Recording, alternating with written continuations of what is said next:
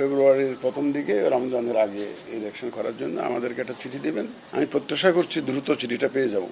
মাননীয় প্রধান উপদেষ্টা গতকালকে তো একটা ঘোষণা দিয়েছেন, ওনার বক্তৃতা আপনারা শুনেছেন, আমি পুরোটা শুনেছি, আপনারাও শুনেছেন।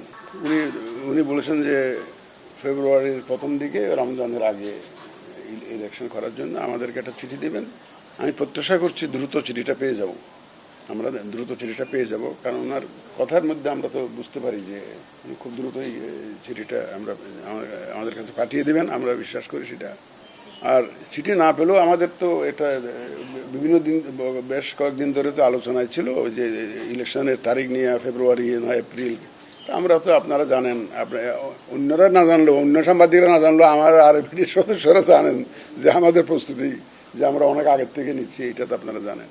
সুতরাং আমাদের ফেব্রুয়ারিতে নির্বাচন করার জন্য বিভিন্ন চ্যালেঞ্জ থাকা সত্ত্বেও আমরা কিন্তু আমাদের প্রস্তুতি এগিয়ে নিচ্ছি। ইনশাল্লাহ আমাদের কোনো প্রস্তুতিতে ঘাটতি হবে না।